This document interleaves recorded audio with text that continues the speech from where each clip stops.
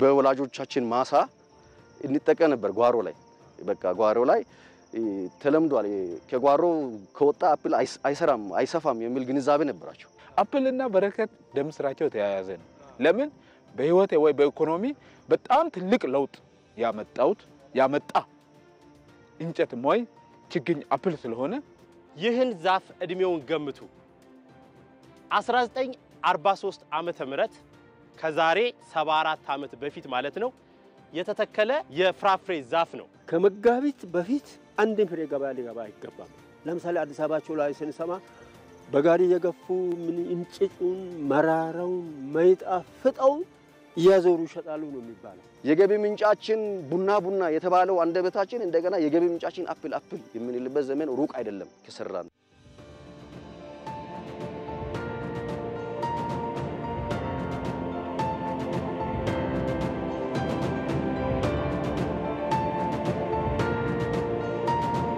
ይህ ከፖም ዝርያዎች መካከል አንዱ የሆነው ፒር የተሰኘው የፍራፍሬ ዛፍ ነው ከደጋ ፍራፍሬዎች መካከል አንዱ ነው በጣም በሚገርም ሁኔታ ግን ይህን ዛፍ እድሜውን ገምቱ 1943 ዓመተ ምህረት ከዛሬ 74 ዓመት በፊት ማለት ነው የተተከለ የፍራፍሬ ዛፍ ነው ቦታው ደግሞ ባሁኑ ደቡብ ኢትዮጵያ ክልል ጋሞ ዞን ጨንቻ ከተማ ውስጥ ነው እንግዲህ እዚህ ከተማ ውስጥ ወይም በዚህ አካባቢ ያሉ ነዋሪዎች ይሄንንና መሰል ፍራፍሬዎችን በተለይም አፕልን በማምረት በጣም ይታወቃሉ በኢትዮጵያም አፕል ለመጀመሪያ ሲተዋወቅ እዚህ አካባቢ ነው የተመረተው በዛሬው ዝግጅታችን የነዚህን ነዋሪዎች የአፕል ምርትና መሰል ፍራፍሬዎች የማምረት ተሞክሯቸውን እንቃኛለን አብራችሁ እንድትቆዩ በአክብሮት እንጋብዛለን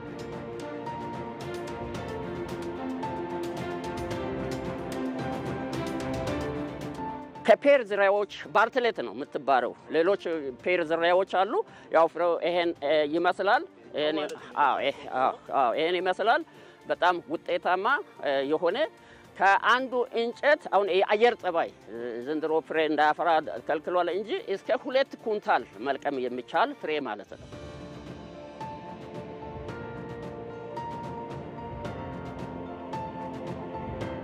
ደቡብ ኢትዮጵያ ክልል ጋሞ ዞን በጨንቻ ከተማ አስተዳደርና በከተማው ዙሪያ ባሉ ገጠራማ አካባቢዎች በሚኖሩ በአብዛኞቹ ነዋሪዎች ጓሮ ውስጥ የአፕል ዛፎች አይጠፉም ከ2001 ዓመተ ምህረት ወዲህ ደግሞ የአፕል ምርትና ምርታማነትን እንዲሁም የፍሬ ጥራትን ከፍ ለማድረግ በማሰብ የአካባቢው አፕል አልሚዎች በማህበር መደራጀት ጀምረዋል ይህ የአፕል ማሳም በሮህቦት ራስ አገዝ የአትክልትና ፍራፍሬ አምራቾች ማህበር አማካኝነት የለማ ነው በወላጆቻችን ማሳ እንጠቀም ነበር ጓሮ ላይ በቃ ጓሮ ላይ ተለምዷል ከጓሮ ከወጣ አፕል አይሰራም አይሰፋም የሚል ግንዛቤ ነበራቸው እና ያው በቴሌቪዥንም አንዳንድ ነገሮችን ስናይ አፕል በትልቅ ማሳ እንደሚለማ ተስፋ ስላደረግን ይሄውን እኛ ያለንበት ግቢ ወይ ማሳ ወደ 6 ሄክታር ነው 6 ሄክታር ላይ አተር ነው ምዘራው ገብስ ነው ባቀላ በአመት አንድ ይተከማሉ ከዛ በኋላ አመት ሙሉ ከፍት ይመላለስበታል እንጂ ምንም ስራ የለም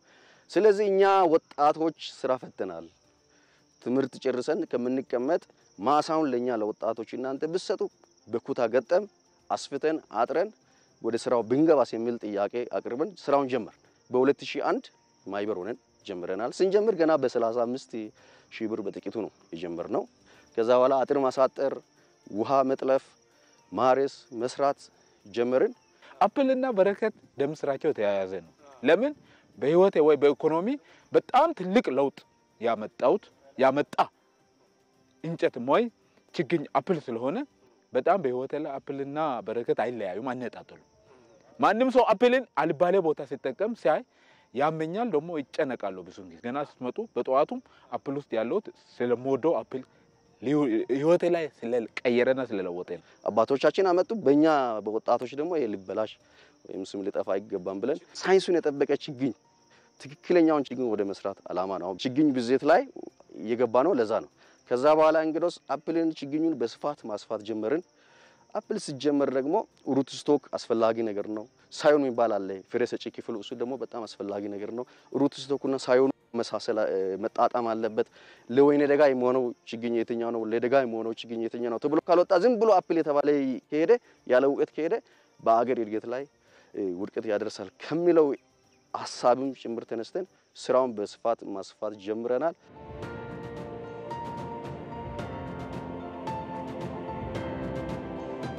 የእድሜ ባለጸጋውና የቀድሞ መምህር አቶ ጳውሎስ ዛቶ በ1943 ዓ.ም ለመጀመሪያ ጊዜ የአፕል ችግኝ ወደ አደጉበት መንደር መጥቶ ሲተዋወቅ በልጅ ልቦናቸው ያስታውሳሉ። በዚህ የሽምግልና እድሜያቸውም የጓሯቸውን የአፕል ዛፍ ተግተው የሚንከባከቡት አቶ ጳውሎስ ዛቶ የአፕልና የጨንቻን የትውውቅ ታሪክ አጫውተውናል። አፕል ከመጣ ረጅም ዓመት ነው። እኔ ልጅ ሆኜ ነው እዚህ አካባቢ መጣው። ስመጣም ያመጡ ኤስአይኤም የሚባሉ ሚስዮኖች ናቸው። ሲያመጡም መጀመሪያ አንድ የኢትዮጵያ ባለስልጣን ኬንያ ላይ ይሄንን ስላየ እንግዲህ ፈረንጆች ይሆናሉ ይሄንን ማምጣት ማስገባት የሚችሉ የሚያውቁም በሚል እንዲያመጡ አዲስ አበባ ላይ ያለው ዋና ጽሕፈት ቤታቸውን ጠይቀዋል። የኢትዮጵያ ባለስልጣን የሆነ ግብርና የሚወድ ሰው ለአሁን ስሙን ባላሳውስም በዚህ ምክንያት ማምጣቱ ከባድ ነው፣ እንዴት አድርገን እንደምናመጣ እናቅም፣ ግን እንሞክራለን አሉ። ረጅም ጊዜ ወሰደባቸው። ከዛ በኋላ መጨረሻ ላይ እንደምንም ታግለው አስገብቶ ዝርያውን አመጡ። እዛ አዲስ አበባ አገር ግዛት አካባቢ ነው ጣቢያቸው እና አምጥተው ደጋማ ወደሆኑ ጣቢያዎች ለመበተን አሰቡ። ከነዛ ከደጋማ ቦታዎች አንዱ ጨንቻ ነው፣ ሌላው ደሴ፣ ስዳማ ላይ አገረ ሰላም የሚባል ቦታ ደጋማ ቦታዎች ወደዛ ለማሰራጨት ሞክረዋል። ሁሉም ጋር አሰራጭተዋል። እዚህ አምጥተው ያኔ የነበሩ ሚስዮኖች ተከሉ። ዳር ላይ መሬቱ ጠርዝ ላይ ተከሉ ላይ ግቢያቸው። ፍሬውም እኛም አላቀመሱንም እንግዲህ ብሉም አላሉንም። እነሱም ሁሉም እንጃ የሚያውቁ አይመስለንም። ግን ተተክሎ ቆየ። በኋላ ወደ ደርግ አካባቢ ሲደርስ የጃኑ ጊዜ አልፎ ያፈራ ነበረ። በዛ ሁሉ ይሄ ነው ያ ነው የሚል ነገር ለኛ ገለጻ አልሰጡ። ቆይተው አንዲት አስተማሪ የአንድ አስተማሪ ሚስት የነበረች ፈረንጅ ችግኙን ከሌላ ቦታ አምጥተው ይሄ እዚህ እስከ ጸደቀ ድረስ አካባቢው አየሩ ላይ ይስማማል በሚል ለየአንዳንዳችን ሰጡ። ችግኙን ሰጡ። አንዲት ፈረንጅ ሚስዮናዊ ናት እሷ ሰጠችና አምጥተኛ ማለት በየበራችን ተከል። ችግኙን እንዴት መንከባከብና ስለ ፍሬው ምንነት በአግባቡ ሳያሳውቁን ድንገት የደርግ መንግስት ስልጣን በመያዙ ሚስዮናውያኑ ወደ ሀገራቸው ተመለሱ የሚሉት አቶ ጳውሎስ ቀስ በቀስ ፍሬውን የመቅመስና ጥቅሙንም የማወቅ ሁኔታ ሲፈጠር በብዛት አልምተን ለገበያ ማቅረብ አሰብን ይላሉ። ከደርግ መጨረሻ አካባቢ ፍሬውን የምንሸጥበት ደረሰ። ፍሬው እየደረሰ መሸጫ ቦታ የለም። ታዲያ ይሄንን የምናርግ ብለን ስንል አንድ ፈረንጅ ያኔ አርባ ምንጭ የነበረ ፈረንጅ ነው፣ ጀርመናዊ ነው። ማህበር ብታቋቁሙ ይሄ ቀላል ነው አለ። ምን አይነት ማህበር? የዚህ የፍራፍሬ ማህበር ደጋ ፍሬ ብለን ብናቋቁም ይጠቅማል። በማህበር ወስዳችሁ ለአዲስ አበባ ለኤምባሲ ለኮሚኒቲ ስኩል ምናምን ማቅረብ መሸጥ ትችላላችሁ ብሎ አለንና ማህበር ተቋቋመ። ከዚህ በኋላ ማህበሩ እያንዳንዱ ፍሬ ወደ 8 ብር 10 ብር ሲሸጥ እንደዚህ ይሸጣል እንደ ብለን 2-3 ዙር ራሱ ወስዶ አስተዋወቀ። ኤምባሲ ጋር አስገብቶ አስተዋወቀ። በዚህ አየንና ከዚህ በኋላ ማስፋፋት ፈለገ። ግን ፍሬው አሁን ካላባዛን 1-2 ብቻ አይበቃም በሚል በግቢው ለማባዛት ፈለግንና ጓሮ የነበረ እንሰት ነው እኛ ጋር ጓሮ ወጣ። ይሄንን ነቅለን እንተክላለን ስንል አደ ምንድነው ይሄ እንጨት ሞት ተተክሎ የሚበላ ተተክሎ እንጨት ተከላላችሁ የሚል ፍሬውንም እኛ አንወድም ይሄ ጎምዘዝ ይላል ብለው አሉ። ይሁን እንጂ ጥቅሙ ቀስ በቀስ እየተረዳን ሄድን። ስልጠናም ተጀመረ። ከዚህ ፈረንጅ ጋር ተያይዞ ስልጠና ብዙዎች ከኢትዮጵያ አካባቢ መጥተው ከዚህ ወስዷል። ግን መጀመሪያ ተጣልቶ መብላትም ሰው አልፈለገም። ግን እየለመደ ሲሄድ ጥቅሙ በጥናት በምርምር ለዚህ የሚጠቅም ነው። ፈረንጅ አጥንቶ ያወጣው ነው። ይሄ በአገራችን ቢስፋፋ በጣም ይጠቅማል በሚለው ሰው ቀስ ብሎ ወደዛ ሄደ። ግን መጀመሪያ ውጤቱን እስከምናደርስ ተቸግረናል እኛም።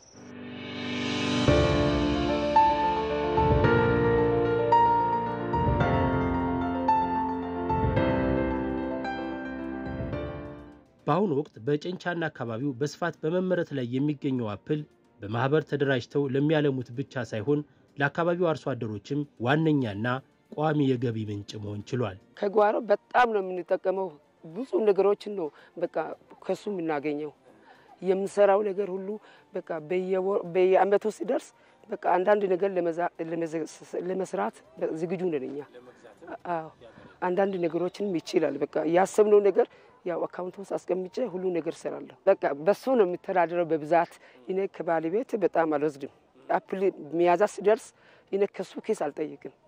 እኔ ከራሴ በቃ እሱን ሁሉ ጊዜ ከሱ የምጠቀመው ከዚህ በቃ በየአመቱ ሲደርስ ደስ ይላል።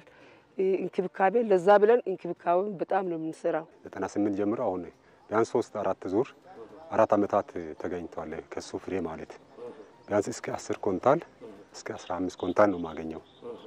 አሁን አምናም ወደ በቀንሶ እንትን አምናም ወደ 78 ያው በአንድ ዙር ነው እሱ ማለት ኩንታል ነው። እና አሁን ከአምናው ራሱ ዘንድሮ አሁን ከዝናቡ ሁኔታ ቀንሷል። በዛ አሁን ምናልባት በግምት ያው ወደ 6-7 አሁን ባገኝ ነው። አፕል የጋከን እና የተዲቾ ጀመረሪስ እኔ ባለቤቴ በህይወት የሉም። ባለቤቴ በህይወት በሌሉ ሰዓት እኔን የረዳኝ ይሄ አፕል ነው። አፕልን እኔ መጀመሪያ ጦሎላ ግቢ ይሰራ ነበር። እዛ ተምሬ ነው እዚህ መጥቼ በማሳይ መስራት የጀመርኩት። ከዛ ጊዜ ጀምሮ ሽጬ ምን ብዬም ልጆችን የማስተዳድረው በዚህ ምርት ነው የሚጠቀመው። በዚህ በቃ ግብርና ስራዬ ብዬ ይዤ በዚህ ነው ልጆችን የማስተዳድረው። ስባዋ ግብርናራ አሁን እኔ አባቴ የለም ሞቷል። ወላጅ አልባ አባቴ ሞቶብኛል። ቤተሰብ ከነበታች 11 ልጆችን በአፕል ህይወት ነው የሚያስተዳድረው ያሳደኩት። እንደገና ደግሞ እናት ያለች የአባቴ እናት አሉ። እነሱን ሁሉ እያስተዳደርኩ ያለሁት ምንድነው አፕል ፍሬ በመስራትና ችግኝን በመስራት በችግኝ ነው ህይወቴን የቀየርኩት። ኑሮዬን ሁሉ እየተቀየረ ያለው በዛ ነው። እና ደግሞ ልጆችን የሚያስተምረው አንድ ልጅ በዩኒቨርሲቲ ደረጃ አስመርቀው አርባ ምንጭ ዩኒቨርሲቲ 2 እና 3 ልጆችን በሞያና በዲፕሎማ ደረጃ አስተምሬ አስመርቄያለሁ።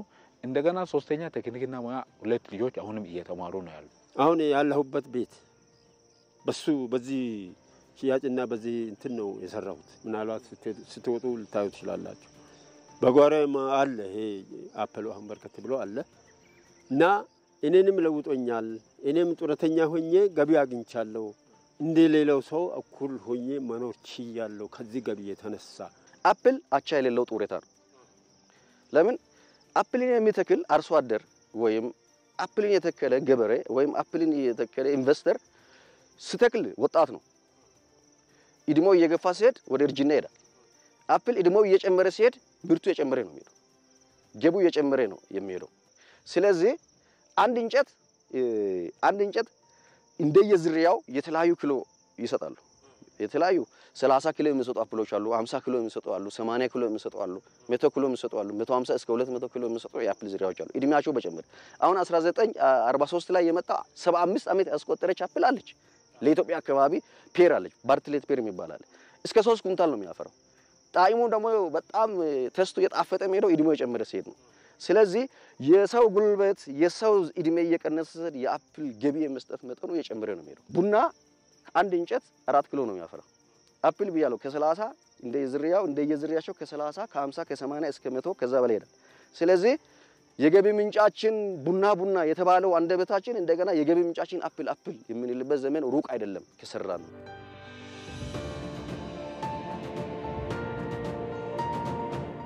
በአበባ ደረጃ ላይ አበባዎቹን በአንድ ቦታ ብዙ ከሆነ ከዛ 1 10 6 አይነት ካለ ከዛ በአበባ ደረጃ ላይ አበባ እንትኑ መቀነስ አለበት።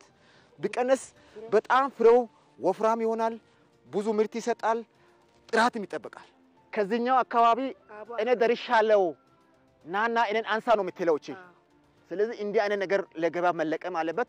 ለመብላት ራሱ እንዲህ አይነት ነገሮች ናቸው መለቀም ያለባቸው። ይሄ ምንድነው ና እኔ ደርሻለሁ ና ውሰደኝ ያለ ስለሆነ እንደዚህ አይነት አፕሎቹን ያው እየለቀሙ አንደኛ ለቀማ አለ፣ ሁለተኛ ለቀማ አለ፣ ሶስተኛ ለቀማ አለ። እንዲህ ያደገን ያው እየጨረሰን ጥራቱን ለገበያ ለማቅረብ በዚህ መልክ ብንቀጥል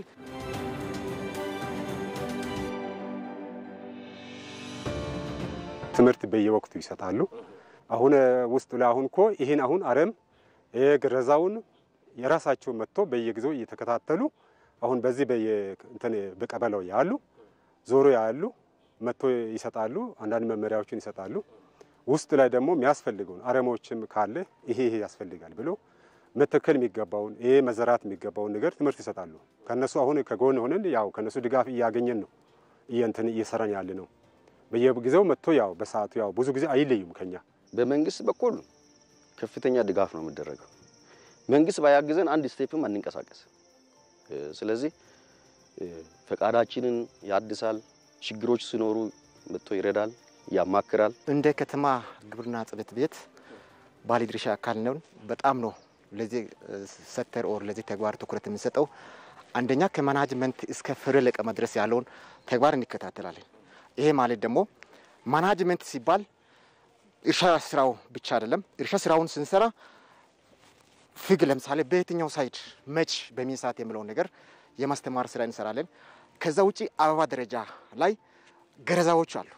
አበባ ደረጃ ላይ ብዙ አንዷ ሳይድ ላይ ብዙ ከሰጠ ወፍሮ እንዲወፍር ምንድነው የምናደርገው? አበባ ደረጃ ላይ ገረዛ ይደረጋል።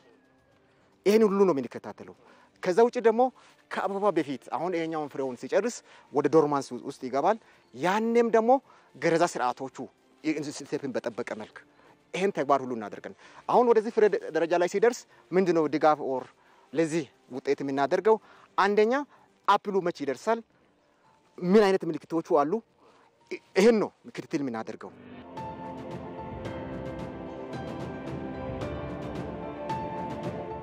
በፍሬ ቀለም በጣም እንዲሁም በሌሎች ባህሪያት የሚለያዩ በርካታ የአፕል ዝርያዎች አሉ። ጨንቻ ውስጥ ብቻ ከ120 በላይ የአፕል ዝርያዎች መኖራቸውን የገለጸልን መለሰ ማቴዎስ እዚህ ማሳ ውስጥ ካሉ የአፕል ዝርያ አይነቶች መካከል ጥቂቶቹን ሊያስጎበኘን ፈቅዷል። በዓለማችን አፕል ከ8000 በላይ ነው። ጨንቻ ላይ ከ120 በላይ ዝርያዎች አሉ። 120 ዝርያ አለ ጨንቻ ላይ። ግን አሁን ማሳችን ላይ ያሉ ለአርሶ አደር የሚመቹ እስከ 24 የሚሆኑ ዝርያዎች ላይ ብቻ ነው ፎከስ አድርገን የምንሰራው። ሌሎች ላይ ዝም ብለን ብዙ መስራት አልፈለግንም። እሺ። ስለዚህ ይሄኛው ዝርያ አሁን ጆና ጎልድ ይባላል። ጆና ጎልድ የሚባል ዝርያ ነው። አሁን ራሱ አልደረሰም፣ ይቀረዋል ገና ነው። ጆና ጎልድ የሚባል ዝርያ አለ። ይሄ ፖሎናይዘር የሚፈልግ ዝርያ። ፖሎናይዘር ማለት አዳቃይ ኤጀንት ያስፈልጋል። አዎ፣ ያለ አዳቃይ ጥሩ ምርት አይሰጥም። ይሄ የአፕል ዝርያ ግራኒ ስሚዝ ይባላል። አረንጓዴ ነው። እየበሰለ ሲሄድ ወደ ወርቃማ ከለሩን ይቀይራል እና በጊዜ ጀምሮ ጥቅምት አካባቢ አበባ ማበብ ጀምሮ ምርቱ ወይም የመብሰል ደረጃው ከሐምሌ እስከ ነሐሴ ወር ላይ ነው የሚደርሰው። በጣም ቆይቶ የሚበስል የአፕል ዝርያ ነው። አሁን ይሄ ገና ጀማሪ አፕሎች ስለሆኑ እንጂ ከ150 እስከ 200 ኪሎ የሚያዝ አቅም ያለው ከአንድ ዛፍ በሽታን በመቋቋም ወደር የሌለው የአፕል ዝርያ። ይሄ ደግሞ ይለያል። ወደ ይሄኛው ወደ ወርቃማ ከለር ነው። ስሙም ጎልደን ዴሊሽስ ይባላል። ጎልደን ዴሊሽስ። አዎ፣ ጎልደን ወርቃማ ነው፣ ጣፋጭ ነው። ጎልደን ዴሊሽስ የሚባል ዝርያ ነው። ይሄ ለነ ክሪስፒን ለነ ጆና ጎልድ በውጭው ሀገር ምርጥ ፖሎናይዘር ነው። እንግሊዝ ላይ የተሰራው ሪሰርች እና ጨንቻ ላይ የተሰራው ሪሰርች ይለያል። ስለዚህ የኢትዮጵያ ግብርና አፕል ላይ እንደገና ሪሰርች ቢሰራ ብዙ የተለያዩ ግኝቶችን ያገኛል። አርባ ምንጭ ዩኒቨርሲቲ ሪሰርቹን የሰራ ነው። አርባ ምንጭ ግብርና ምርምርም የሰራ ነው።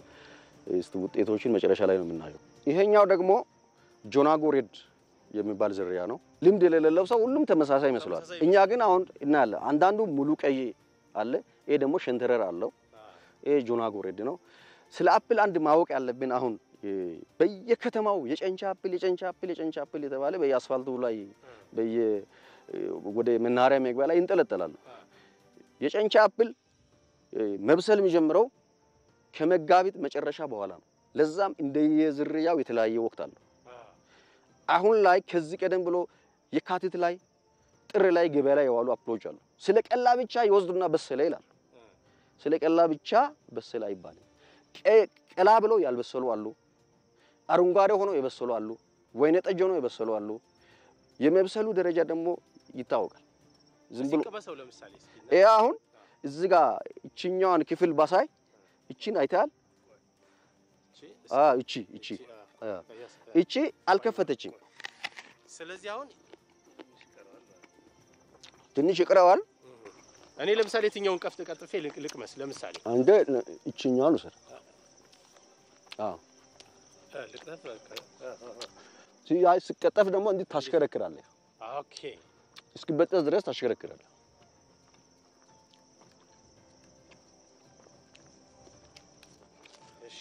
ትንሽ የመቆምጠጥ ነገር አለው፣ ጥፍጥናም አለው። ይሄን ተስ የሞዱ ሰዎች አሉ። ባንተውና በኖ ማራ ራሱ ለውጥ አለው። ይሄ ወደ ክሬም መጥቷል። በስሏል፣ ሞር በስሏል። ይሄ በስሏል። ይሄ ክሬም አለው። ይሄ ገና ነው፣ ይቀራል። ገና ነው። ስለዚህ ግን እኔ አሁን እንደዚህ በጣም ደስ የሚል ጣዕም ይሄ ጣዕም ይሄኛው ደግሞ ቀይሯል። ይሄኛው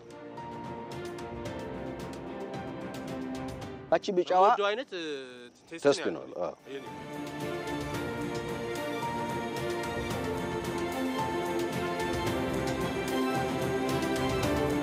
በአሁኑ ወቅት በበርካታ የኢትዮጵያ አካባቢዎች በተለይም ደጋማ የአየር ጸባይ ባላቸው ስፍራዎች አፕልን ለማምረት ጥረቶች ይደረጋሉ። የአፕል ልማትን ለመጀመሪያ ጊዜ ለጨንቻና አካባቢው ያስተዋወቀችው በኢትዮጵያ ቃለ ሕይወት ቤተክርስቲያን የጋሞ ጨንቻ አጥቢያ ቤተክርስቲያን ደግሞ ለአፕል ልማት መስፋፋት ቀዳሚ ባለውለታ ናት። በኢትዮጵያ ለአፕል ምርት ወይም ደግሞ መገኘት መጀመሪያዋ እቺ ጋሞ ቃለ ሕይወት ጨንቻ ናት። ሚሽነሪዎች ይዘው መጥተዋል ከሀገራቸው። ለመጀመሪያ ጊዜ 1-2 አመጡና ይሄ ፍሬ ስታይ ይሄ ጨንቻ ላይ ይሰራል የሚለው ነገር ሲያስረዱ ከዚህ ተነስታ ኢትዮጵያ ቃለ ሕይወት ጋር ሆነን ይሄን የአፕልን ቢዝነስ ስራ ከችግኝ ጀምሮ ችግኙን አባስታ ለህብረተሰቡ ከመስጠት በፊት ስልጠና ሰጥታለች ስለ አፕሉ። ከዛ በኋላ በዚህ ስልጠና መሰረት ለእያንዳንዱ ህብረተሰብ ችግኙን አዳርሳለች።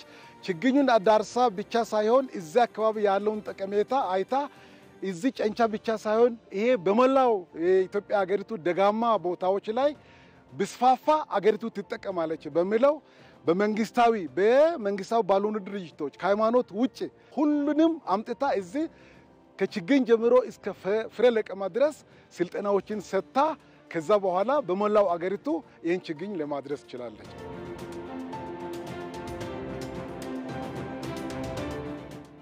ጋሞ ዞን 14 የገጠር ወረዳዎችና 6 ከተማ አስተዳደሮች አሉት።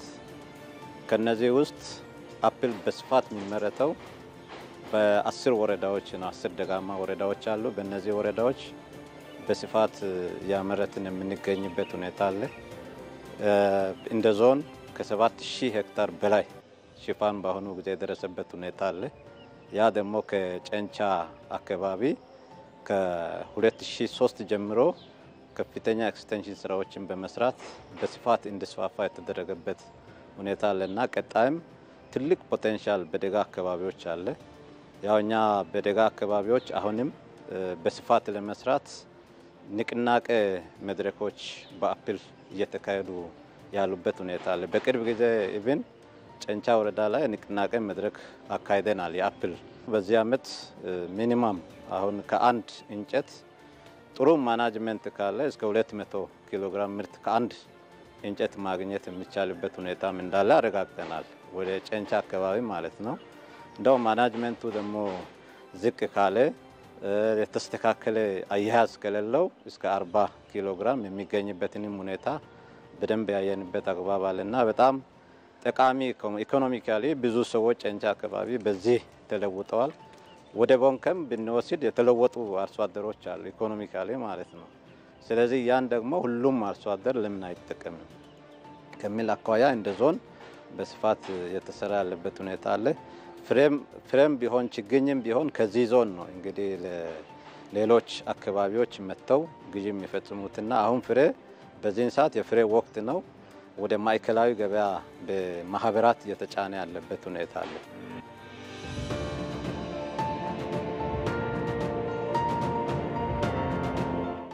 የጭንቻ ከተማን ጨምሮ በሌሎች የጋሞ ዞን ወረዳዎች ውስጥ የሚኖሩ ነዋሪዎችና ለአፕል ልማት የተደራጁ ማህበራት አፕልን በስፋትና በጥራት ለማምረት ጥረት በማድረግ ላይ ቢሆኑም ሊስተካከሉና ሊወገዱ በሚገባቸው ችግሮች እየተፈተኑ መሆናቸውን ይናገራሉ። ኮንትራባንድ በጣም አሁን ገበያ ከልክሎናል።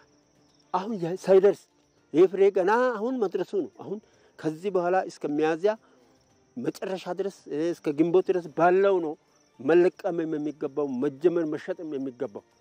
ነገር ግን አምና ኮንትራባንድ ከልክሎ ዋጋውን በጣም ቀብሮ ዝቅ አድርጎ ደላላ ይገባል። ደላላ ገብቶ እንደ ልብስ ያደርግ የመንግስት አካሉ በጎን ቆሞ አይከላከልም።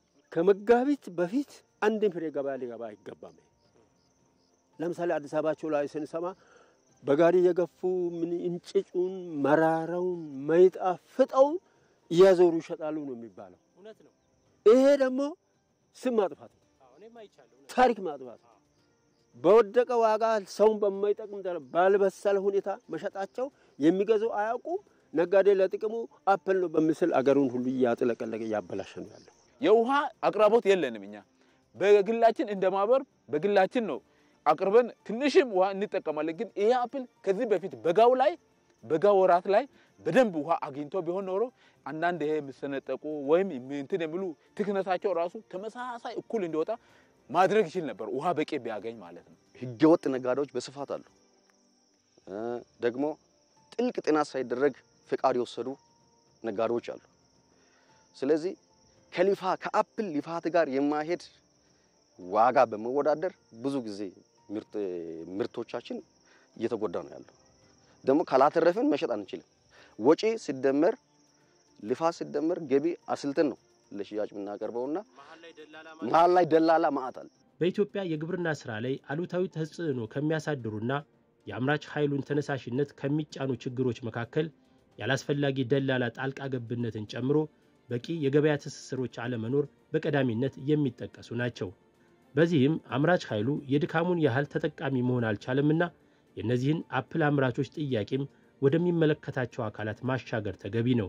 እንደኛ ከተማ አስተዳደር አትሊስት ወደ 17 ማብራት አለ። ይሄን ከተማ ቅድም ያነሱት እንትን አለ የአንደር ወደ ኋላ ላግ አድርገዋል። አሁን በጣም አክቲቭሊ የሚንቀሳቀሱ ማብራት አሉ። ለነዛ ነው አቅርቦቱ መቅረብ ያለበት። በመሃል ግን ፍሬው ሳይደርስ ያለ አግባብ ገብተው ዋጋ ቀንሶ ለመግዛት የሚንቀሳቀሱ ኃይሎች አሉ። ይሄን ለመቆጣጠር ባለፈው ቅርብ ጊዜ በጣም ይሄን ግብረ ኃይል አቋቁመን ከዚህ በፊትም ተቋቁሟል። ስልጠና ሰጥተናቸው ገብቶ ይሄን የማስቆም ስራ ሰርተናል። አሁን ላይ የደረሰውን በአግባቡ ደርሷል ሲባል ያልደረሰውን አይቀበልም። ያልደረሰውም እንዲለቀምም ስርዓቱም አይፈቅድም። ነገር ግን ሳይደርስ በመሃል ላይ አንዳንዱ ለራሱ ለግሉ ጉዳይ እያለ ለቅሞ ገበያ የመውሰዱ ጉዳይ አለ። ያንን ደግሞ ብሎክ ያደረግን ነው። ህገወጥ የሆነ የአፕል ንግድ በከተማችን ሲዘዋወር የተቋቋመው ግብረ ኃይል በመያዝ ይህንን ለመከላከል ሞክሯል። ስለዚህ እኔ በዚህ አጋጣሚ ማስተላለፍ የምፈልገው መልእክት ምንድነው? መንግስትም ሆነ እነዚህ የሚመለከታቸው ሴክተሮች ይህንን ለማስቆም በሚያደርጉት እርምጃ ላይ ሊደግፉን ይገባል። እኛ ለምርቱ ለብራንዱ ጥንቃቄ ያህል ነው እያደረግን ያለ ነው። ግን ሌላው የሚያስበው የሚገነዘበን በምንድነው? እህልን እንዴት ታስቆማላችሁ? የሚበላ አይደል እንዴ? ምን ነው ጉዳቱ ምን ላይ ነው የሚል ሮሮና አላስፈላጊ የሆነ ጥብቅና የመቆም ነገር ስላለ ባለማወቅ የተነሳ የኛ ግን ትልቁ ሩጫችን ከብራንዲንጉን ለማስጠበቅና የጨንቻ አፕል በጣሙም በጥራቱም የተለየ መሆኑን ለማረጋገጥና ሲደርስ መሸጥ እንዳለበት ለማሳወቅ ለማስተማርም ጭምር የምናደርገውን እርምጃ ህብረተሰቡ ከጎናችን ሆኖ ሊደግፈን ይገባል። ማህበራት ከጎናችን ሆኖ ሊደግፉን ይገባል። አርሶ አደሩ ከጎናችን ሆኖ ሊደግፉን ይገባል። እንዲሁም ደግሞ አርሶ አደሩ ከኛ ጎን ከሆነ እኛ እኮ ቆርጠን ተነስተናል። ከዚህ በፊትም ያደረግነው ነው፣ አሁንም እናደርገዋለን። በቋሚነት ለመስራት ግን ህግን ማውጣት ስለሚገባን ህግ አውጥተን መመሪያ ደንብ አውጥተን ያንን በቋሚነት እናስቀጥላለን የሚል ሐሳብ አለን። ግብርና ጽሕፈት ቤት ኃላፊዎች፣ አስተዳዳሪዎች የተሳተፉበት የንቅናቄ መድረክ አካሂደናል። በተለይ ከዚህ ዓመት ጀምሮ ፐር አርሶ አደር በጓሮ ሚኒማም ከ5 በላይ ችግኝ መትከል እንዳለበት የተስማማንበት አግባብ አለ። ቀጣይም ደግሞ የተከላ ወቅቱ አሁን ገና አልደረሰም። ተከላ ጊዜ ያን እናደርጋለን። ለዚህ ደግሞ ሰፊ ችግኝ ዝግጅት ነው የተደረገው። ችግኝ ጣቢያዎች አሉ፣ አሁን የአፕል ማለት ነው። በመንግስት ደረጃ ችግኞች የተዘጋጁ ነው። በአርሶ አደር በግለሰብ ደረጃ ችግኞች በስፋት አሁን ጨንቻ ማይታችሁ ከሆነ ችግኝ ቁጥር በርካታ ችግኝ አለ። ከኛም አልፎ ለሌሎች ዞኖች ሊበቃ የሚችል ግን እኛ አርሶ አደር ደግሞ በጣም መጠቀም ስላለበት ቢያንስ አንዱ ችግኝ ዝግጅት ነው። ሁለተኛ ደግሞ የተዘጋጀው ችግኝ ሪዞናብል ፕራይስ ለአርሶ አደሩ የሚደርስበትን ሂደት ከማህበራት ጋር መነጋገር ያስፈልጋል። ቀጣይ ያዝነው እቅድ እሱን ነው።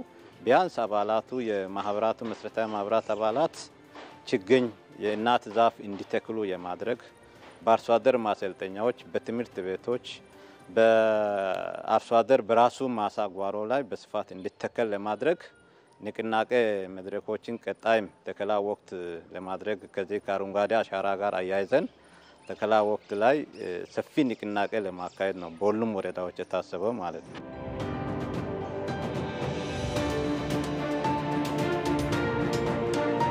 በጣም በሰፊው ነው የአፕል ምርት እያየን ያለ ነው የምንገኘው። እንግዲህ ቀደም ሲልም እንደገለጽንላችሁ በዚህ በደቡብ ኢትዮጵያ ጋሞ ዞን ጨንቻ ወረዳ ውስጥ ነው የምንገኘው።